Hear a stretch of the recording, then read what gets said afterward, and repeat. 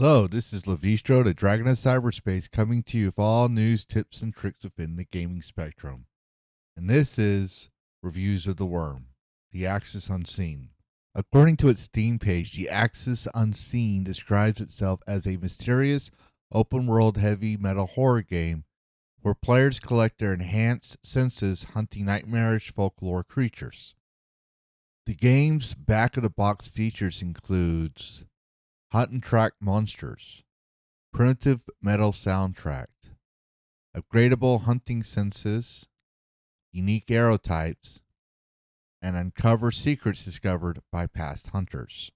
As a game made in Unreal Engine 5, it has received 4 awards, which is pretty impressive for a solo developed game. The game's sole developer, Nate Perkypile, has an extensive history of 20 plus years in the gaming industry with titles such as Skyrim, Fallout 3, 4, and 76, Starfield, Metroid Prime 3, and Blood Rain 2 under his belt. To quote PC Gamer on why Perkypile left Bethesda, he stated, I know a lot of people have thoughts on Starfield and how it's probably too big, should have been smaller. I agree with a lot of that, and while I enjoyed working with Bethesda a lot, we were about 65 to 110 people on Fallout 3 and Skyrim. I enjoyed it a lot less as it grew and grew. That wasn't my style. There were so many meetings, and it wasn't the way I like to build games. I always loved indie games, and I figured if I didn't do it now, maybe I never would. And so in 2021, he quit Bethesda to work on his own project. The whole game is a first person archery game in an open world setting with bright, colorful visuals, an interesting soundtrack, and an overall unique experience. I actually found this very intriguing and entertaining despite the colorful aesthetics that I have seen throughout the game.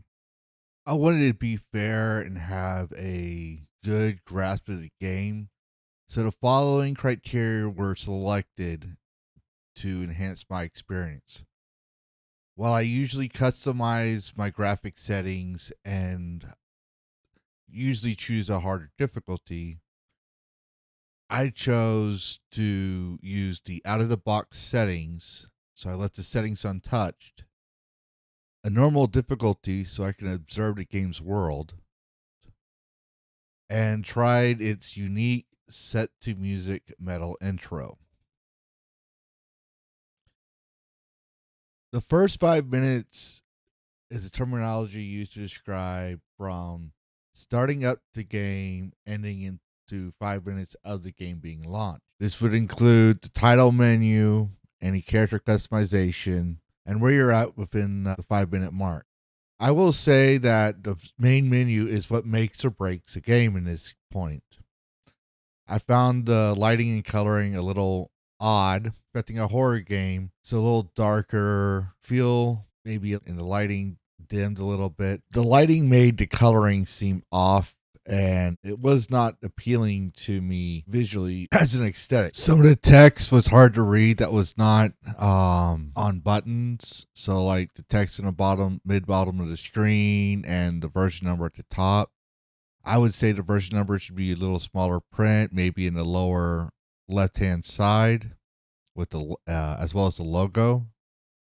The buttons could be grouped together. Maybe have a load game button or new game and a new game button. You hit the load game button to select your save files, and a new game will choose the first empty game slot. After the new game and load game buttons, I would put the options followed by credits,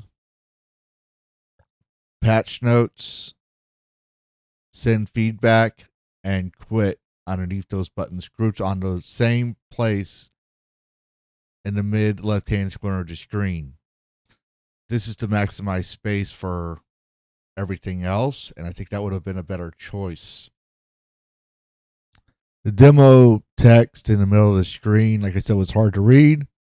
But I would probably put that as a pop-up text maybe after you hit new game or when you quit the game or maybe when you load up the menu screen for the first time, or even just every time you load the menu screen, if you're worried about people not reading it, stating that its limitations and that anything in the demo of the game will carry over if you buy the final version. I would also just add a text object to the title screen saying demo version, but that way most of the screen is left unused. Or you could just write it in smaller print with a kind of like a grayscale background, kind of like you did with the buttons, to have the demo version notes on a upper right corner of the screen. That would have worked better too, so people can see it and people can read it. They wanted to read if they wanted to, without taking away from the full concept of the title screen. That, and like I said, dimming down the light intensity so gives a little darker feel would kind of help, because it was too bright in my opinion. But then again, full disclosure, I have a condition called photophobia after getting blown up in the army. So bright, warm colors do give me a headache. Other than that, I actually like the concept of the menu with the skeletons and the campfire and the werewolf in the background. That was actually pretty cool in my personal opinion. When you select a new game, you can choose between different difficulty features. Choosing your game, you have 5 difficulties you can adjust in game: casual, easy, normal, hard, and insta-kill, which is a one-hit death sentence, and 2 that are not changeable in the game: pacifist and permadeath. Pacifist makes the creatures friendly, while permadeath deletes your save file. You also get to have an option to choose a heavy metal style intro, which I decided to try out for myself. The heavy metal intro starts out with some visual story mechanics of a bunch of dead hunters before giving you the bow and teaching you some of the basics of the game, from the archery to spells, how to do melee damage, check for wind resistance for your arrows and how many arrows you have. While this is all fun, it was getting kind of confusing being teleported everywhere. It was just hard to understand what I was supposed to do with me being teleported in every direction. Overall, the tutorial section I went in took me about 9 minutes before I finally died and was teleported to a different area. So I found this rather not only confusing, but unnecessary. That was just my personal take. Like I said, I did not enjoy that part of the tutorial, though it did serve its purpose in a sense of getting me familiarized with the mechanics of the game. I just felt like it was too long. I'd probably rather just deal with Rayloff again in Skyrim. Hey, you're finally awake. I did enjoy starting out in the cave after the introduction and intro. From there, it was a linear path direction from the cave to the outside, where I did also get a review of what was happening in the intro tutorial that should have just been there in the first place, from gathering energy to collecting healing crosses, retrieving arrows that I had fired, and restocking arrows. This would have been a simple, easy to go to tutorial, simple, clean, efficient, so players could run towards the game. I actually would prefer this. I did select the music intro option, and that could be the basic tutorial in its of itself. So maybe if I selected the no to music-based intro, I would have had a better tutorial experience. Once you get to the mouth of the cave exit, the world is open world. You can go anywhere. The player choice is here. I had no idea where I was going. Since I didn't know where I was having to go, I decided to use the visual telling to tell me that big particle being that was shooting up in the air was where I was supposed to go. While making my way there, was trying to familiarize myself with the controls and the heads-up display. I will say that I did like the features of the bow. I didn't understand every last feature on the bow, but I was able to tell that there was a sound meter on the bow. There's some notches that I didn't quite fully understand, but I guess it was like my arrow count and healing crosses count. Later on, I discovered that my wrist was probably my health meter. I do think that it could have been addressed more easily, because my friend GamerVet Vocesis also said he had a similar problem. So that was one thing that I would consider that should have been in the tutorial, at least. But that's just my opinion. I mean, probably other people were able to figure it out. The bow mechanics were very smooth and felt very natural for me. It was kind of like playing Skyrim's stealth archer build, as someone once pointed out. I remember reading and made a game out of it. It was actually pretty fun and challenging at the same time. I was not very happy with the whole 5 arrows to start with, and there was even this drawback feature. If you held the bow out too long, it starts to shake, and for me, it felt very real. I actually liked that. And I did like the fact that when you get close to the arrows, the arrows will come back to you if you can find the arrows. I do like the use of points of interest and structures, and the idea of visual location in the game. I mean, you do not have a compass, so to speak, so you have to rely on what you see in the game to know where to go. But if you find little points of interest and structures, you get rewarded with certain upgrades, journal entries, arrows, you name it. I'd also like the book feature where, like in Skyrim, you open up the book and you can turn the pages and flip the pages like in Skyrim. I find this mechanic very immersive and I enjoy it. I like to learn about the world's lore as I can. I did complain about it being a little wordy, in some cases not making sense. So I felt like this could be shortened down a little bit. Honestly, I just had no idea what I was supposed to be doing. Didn't understand what the story of the game was, if there was a story. It just felt like you're just spawned in the middle of an open world map and you're just shooting random objects, which is fine. I also enjoyed the portal scene here, with the portals being your little player safety structure where you can upgrade your skills in the little Stonehenge style runes. You encounter certain monsters, you can see their statues and learn more about them. You had a table with all the journals you find and collect, your spells, information, all that kind of stuff. So it was kind of cool. However, I do feel like they could have done better. He could have done better with the pathway, because I was getting lost in certain cases. But I mean, it was still pretty enjoyable. The melee combat mechanics could use some work, but I did find over time you kind of get used to the distance collision box, so you don't get hit as much. So it works out in the end. And then there are also different types of arrows in the game that helps with certain enemies. Like this fire arrow I found out not too long ago in the scene. Took a bit of time, but there's this monster I call it a Wicker Man because I haven't seemed to unlock it in my bestiary yet in this game.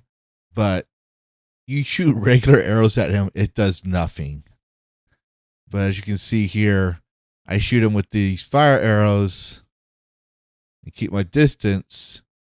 It's more effective. But then his ability here where he shoots the roots, for me, no matter what I do, I can't seem to avoid them. So I don't know if it literally spawns on location and tracks by location. I would expect that it would spawn at my player point and I still have a window of time before it rises up, but doesn't seem to be the case. The game also states it's a heavy metal horror game. Honestly, I wasn't scared at all in this game. I saw it as a bizarre world. And yeah, they got a whole bunch of skeletons. He's got a whole bunch of skeletons, giant human skeletons, weird neck bones, different.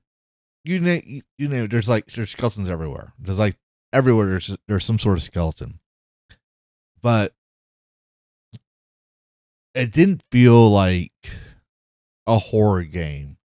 I was expecting a more desaturated, less dull, less vibrant, darker theme. And this, honestly, it felt like Shivering Isles when it comes to the look. It's got that bright, whimsical look. It's got bizarre monsters, folklore monsters. Don't get me wrong. I liked it. It's just I came in there expecting to play a horror game, a heavy metal horror game, that I might add.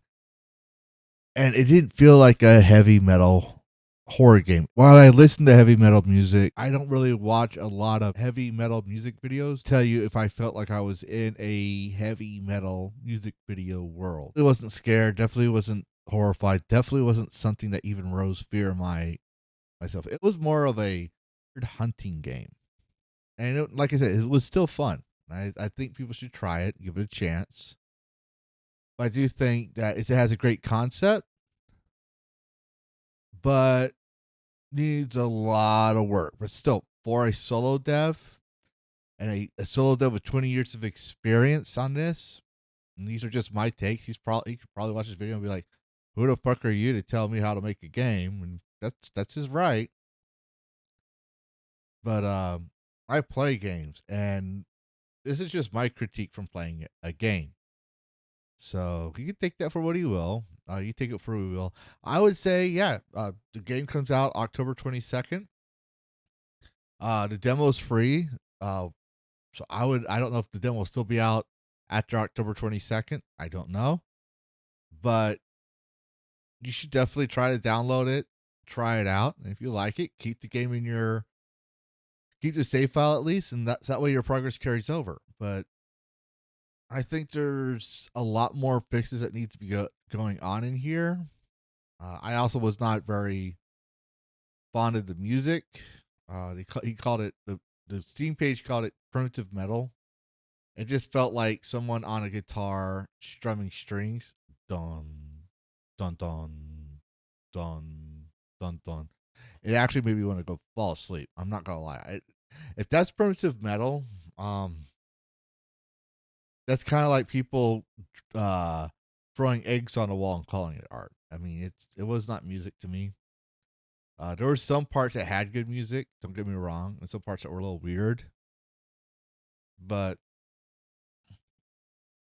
um, still a pretty good game. Still it has its own feel and its own identity, which is pretty good. Like yeah, there's a lot of issues I'm sounding negative over, but there was a lot good as well. And keep in mind, this wasn't a team of devs. This was one dev making this for over 2 years. So I highly recommend giving it a shot. Try it out, and see what you think. Or if you've already tried it, put your thoughts in the comments below. And as always, happy gaming.